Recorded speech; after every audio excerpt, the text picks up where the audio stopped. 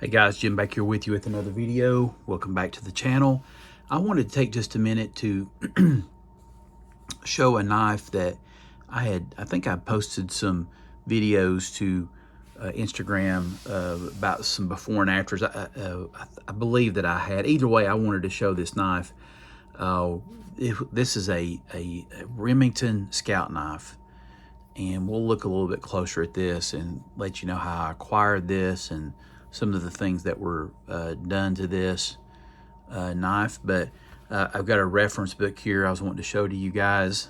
Just about forgot that I'd had, and I was going through some of my books and found this, but it's got some really good information to Remington knives. If you can still find this book, knife books are getting harder and harder to find. So anyway, I did want to show you a couple things that I've been toting. We'll just go ahead and get this one out of the way. If you know, you know. The 791 Range Pro. It's been in my pocket pretty much every day since I was able to pick it up first part of September into August. So this is a new one. I've been carrying this the past couple days. I picked this up when I picked up the saw buster for the 1K giveaway, and it's already taken some really good patina.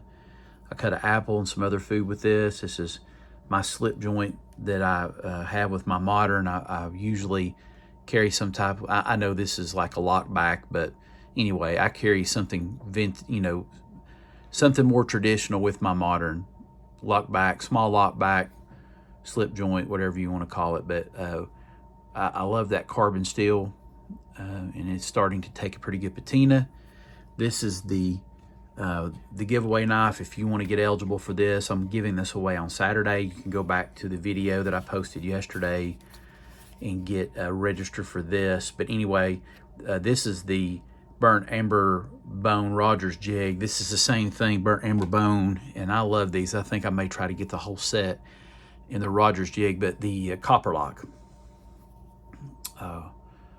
the tested, and anyway, y'all know with the copper lock. I think I'm going to do a copper lock video just to show a few of these. But this has been in my pocket, and I carried it today in a sanctified leather slip.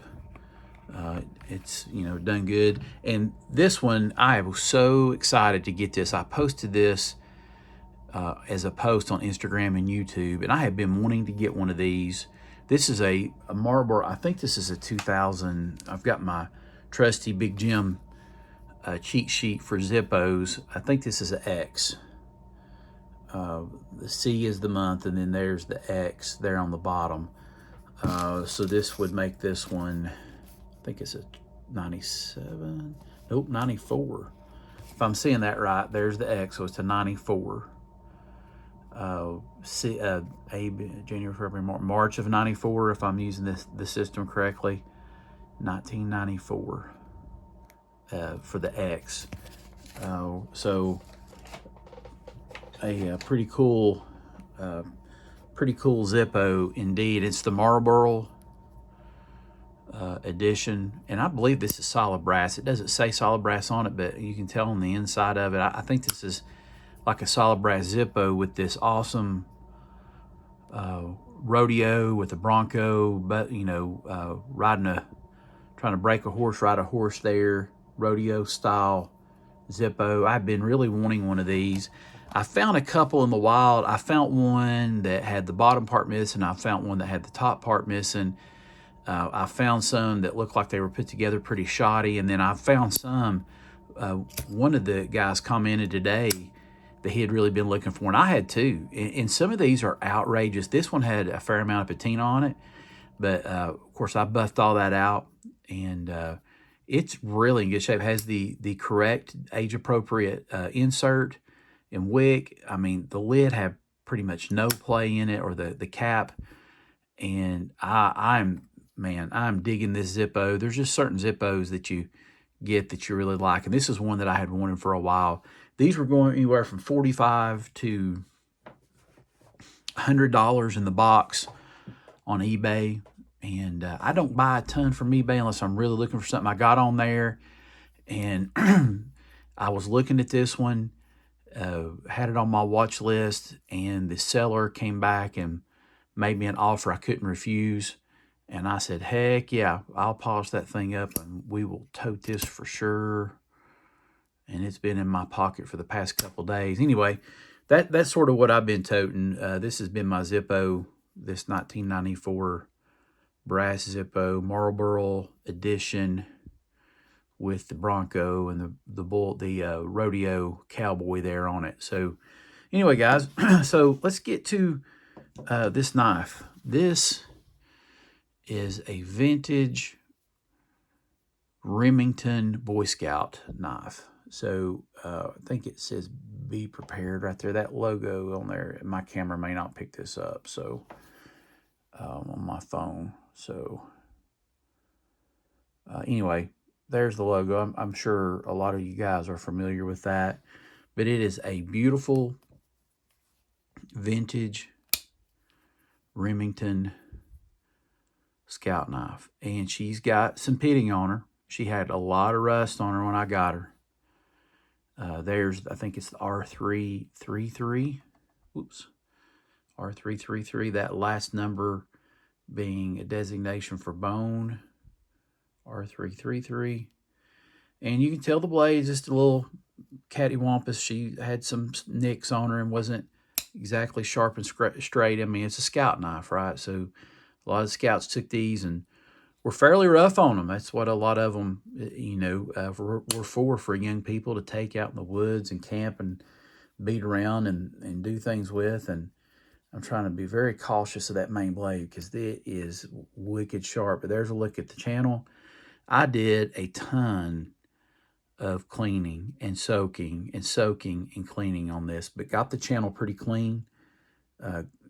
Tried to get that brass blended in. For the most part, got the rust out of the channel. The bone is in immaculate shape. It's one of the things that drew me to this knife. A little easy open there, and I love the red bone, but look at the variation in that bone. I really love the look of that bone. This got the old, I think this is considered like a two-piece can opener. You can tell there it's got a fastener where it's been probably pressed together. I doubt very seriously I'll be opening too many cans with this, but I do plan to carry it. It's good walk and talk on all the blades. There's your punch all. And then there's the Remington UMC logo with no Made in the USA on it. And we're going to just remember that because we're going to reference it in this book that I have here. Remington UMC with no USA on it. Great walk and talk, can opener or bottle lifter / flathead screwdriver.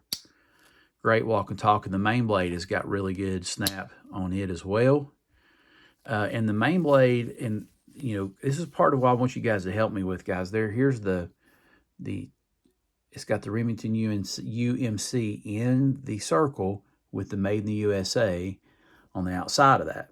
So let's set the knife down here. So I have this book, and I just about forgot I had it. I either was gifted this book or I found it at a yard sale or an antique store years ago. But this is a 99 edition. 1999 Sargent, Jim Sargent knives and razors identification value guide. I don't really use this for value or anything, but I do use it for trying to get an idea on dating and getting information on these knives. So in this book, there's a great section on Remington. So there's the different date stamps, and there's a lot of these that have been floating around in social media and everything. Guys have been nice enough to send these to me, and I forgot I had this book. And if you flip over, there's a section here that talks about Remington. Knives with the Remington UMC within a circle were made from 21 to 24. Now that's the stamp that I have. If you guys can see that, that's the stamp without the USA, that just within a circle. That's what's on the punch. So if you go down to here, knives made with USA on the outside of the circle. So the Remington UMC in the circle okay? And then made in the USA outside of that circle with the UMC were 24 to 33. So there was some overlap. 21 to 24 and then 24 to 33. So this knife to me could be as with these two tang stamps. Guys, I'm not the Remington authority. If you know more about these Remingtons, please put it in the comments. That's one of the reasons I wanted to do this video. I'm thinking this knife could be as early as a 24. I'm thinking in that time period, about the time this tang stamp phased out and this one phased in. So on the main blade, it's this one right here, the Remington UMC with made in the USA outside of the circle. And then on the punch blade is the Remington UMC with nothing on it. So we can look at that one more time. For you Remington authorities out there, I know you're there. There's a look at that Remington UMC with the date on the outside. Then we go over to the punch. Oops. She's got some pull. And there's Remington UMC without anything. So please let me know in the comments what you know on the age of this. And if you know what type of jigging that bone is. I don't know what you would call that. Michael, if you see this over at Red Eye Patriot or Dwayne at Patriot Knife and Tool, let me know what type of jigging that is. So anyway, guys, I did a video where I had gone back and I bought a collection earlier this year. It got some really good response. So that's when I picked this knife up. And I'm going to post before and after pictures, plus it'll be on the thumbnail of the video. But I got this from that collection. So it did not have a bell, and there was a bad gap here. Really bad. That like you could the pin. I don't know how it was being held together. So I did some cleanup on it and did initial cleanup, and I sent it to Aaron Williams, brother A-Dub. And I said, man, if you've got a bell, that'd be great. If not, could you repin this for me? And he did a phenomenal job. It's there. It's tight. I mean, it's almost a 100-year-old knife, guys. I'm not worried about some stepping. I'm not worried about any kind of gap. This thing is razor sharp. It took a really good edge, and it is, I mean, it's there. It's got some great snap. So, brother Aaron, thank you. I've had this back for just a little bit, and I told him I was going to do a video on it. Aaron, thank you for doing such a phenomenal job. There's a look at that logo again. Like I said, guys, I think the bone is in just really excellent shape. I've not noticed any major cracks or chips in this bone, and it's just a beautiful old pocket knife, and it's a survivor, right? It was a scout knife.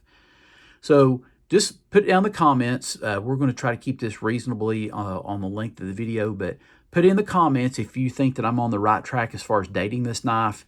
I think it's a 1924-ish, you know, because of the two tang stamps, 21 to 24, and then 24 to 33. And with this having both of those tang stamps, I'm thinking a 1924, which would make it just over a 100-year-old pocket knife with some beautiful bone.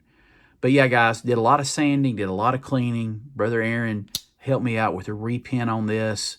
I'm going to post some before and after pictures, guys. Thank you so much for checking this knife out. This is the kind of stuff I really like to do. I really like to find these old knives and breathe some life back into them. And even when I need help from some of my buddies in the community, I always appreciate it. So thanks for swinging by. Thanks for checking out the video. If you can get on eBay or somewhere and find this book, it's a really great book. A lot of really great reference in that. But guys, before we leave, just want to remind you that there's no burden, no load too heavy that we can't turn to Him for help. Nothing in our EDC that is too heavy that we can't give it to our Savior. He's always there. He never leaves us. He never forsakes us. Guys, thanks for stopping by. Thanks for supporting the channel, and we'll see you on the next video.